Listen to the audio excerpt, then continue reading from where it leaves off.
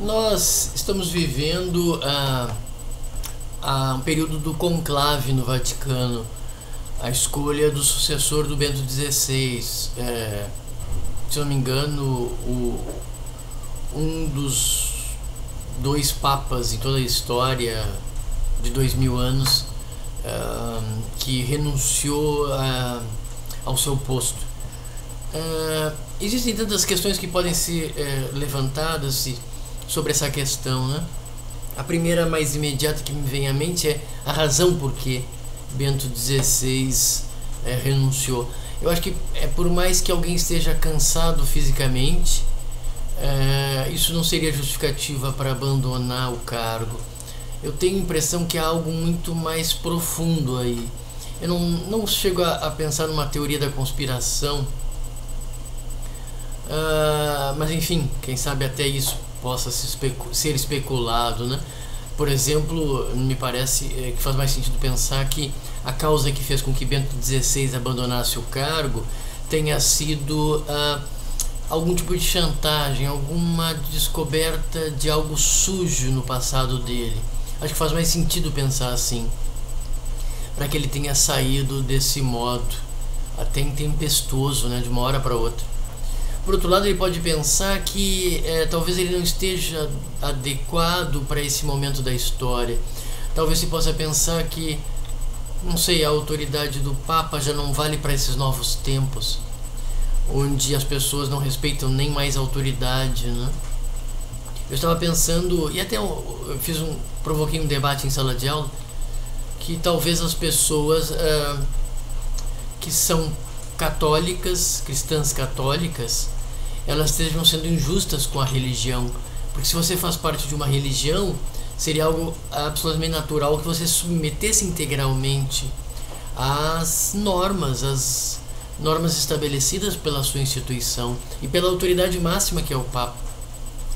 Muitos alunos disseram que não podem se submeter a essas regras porque elas não fazem mais sentido, como por exemplo só ter sexo para procriar, e quando a pessoa faz sexo com a sua esposa ou namorada, não deve usar nenhum tipo de preservativo, algo anticoncepcional, né? Então talvez esse Papa, tirando de fora a ideia de uma teoria da conspiração, né, que o chantageou, talvez uma outra explicação seja o fato de que ele não se sente mais capacitado a lidar com esse novo tempo, ou novos tempos, em que a autoridade é questionada e talvez a religião tenha que se submeter, abrir mão das suas regras, em função de que hoje vivemos uma era do indivíduo, né? O indivíduo manda, ou grupos de indivíduos estariam acima das organizações. Será que o Papa, talvez movido pela ideia de que cada época tem sua própria racionalidade, talvez tenha pensado que aquilo que ele entendia como racional já não pode mais ser comunicado e entendido por esses nossos novos tempos, né? Entre aspas, porque o que é racional hoje é a busca do indivíduo, né, por sua satisfação, ou uma reelaboração, um reentendimento do que seja valores. Em certa medida ainda continuaria valendo a ideia de respeito, compaixão, né, fraternidade, mas haveriam aspectos que me parecem detalhes, né, que o indivíduo não se submeteria, né, certas restrições que os indivíduos rejeitariam ter que seguir. Será que foi isso?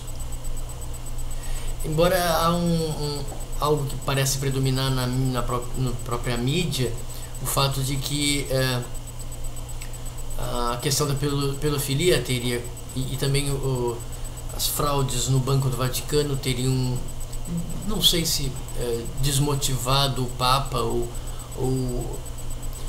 levado a acreditar que ele não estava mais com toda aquela energia para se opor a tudo isso, né?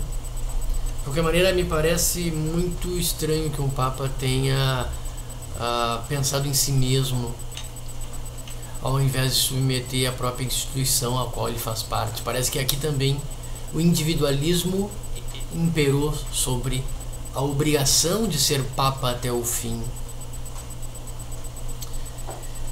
Me parece, eu não sei se eu acho que é a maior parte das pessoas, que ele desistiu, né? Ele não se achou à altura dessa missão.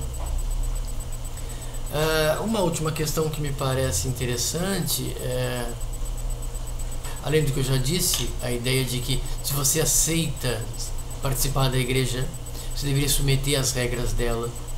Então o Papa estaria certo ao proibir o uso de anticoncepcionais, porque afinal de contas você só deve fazer sexo com quem você casa, e o sexo tem por finalidade de gerar novos filhos, descendentes. Mas outro aspecto interessante que eu ouvi numa palestra e em alguns vídeos, a ideia de que com o fim de uma religião grande como é a religião cristã católica, ou suposto ou hipotético fim, porque afinal de contas eles ainda têm cerca de 1 bilhão de seguidores, embora nós já sejamos 6 bilhões de humanos no planeta. Com o fim de uma religião, nós não deveríamos estar felizes, vamos supor hipotético fim, né? Porque afinal de contas ainda há religiões, e muitas delas ainda mais conservadoras que a igreja cristã e católica, como a religião islâmica. E há forças muito maiores, ou tão grandes quanto religiões, que são países como China e o que sobreviveu da Rússia, né? Embora tenha poder, ainda tenha poder, pelo menos militar, embora não sei se econômico. A China tem poder econômico.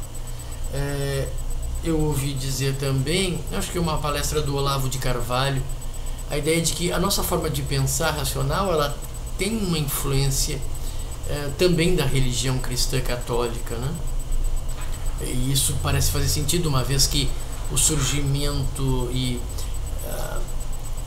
das universidades se deve às à religião cristã católica, e de certo modo a propagação, junto com a teologia cristã, a propagação da filosofia racionalista, né? Ela dependeu muito e foi de certo modo estimulada, ou teve ou pelo menos, né, teve nas universidades e mosteiros cristãos um meio de propagação, né? E questionar, ou enfim, sem uma religião, né? Questionar a possibilidade da religião não existir mais, a religião cristã católica. Devemos pensar também na possibilidade dessa forma de pensar o mundo racional, dentro de certos limites, mais livre que se alcançou no planeta, né? Talvez possa perder um dos seus maiores apoiadores, né? Ou um dos seus maiores alicerces que mantém a racionalidade, esse espaço que a ciência e a filosofia conquistaram no mundo, né? Então, quem sabe a religião cristã se caracteriza por essa força que não só tem suas verdades metafísicas da existência de um Deus, mas também ela acaba apoiando a filosofia e a ciência, né? E portanto toda a liberdade de expressão, ainda que muitas vezes ela questione essa liberdade de expressão, ou pelo menos nesse período mais recente, né? Não estou falando da Idade Média, mas nesse período mais recente, religião cristã e liberdade de expressão parecem andar juntas, mais especialmente depois do protestantismo, né? Mas quer dizer, sem a religião cristã não haveria protestantismo. Esse é o meu ponto.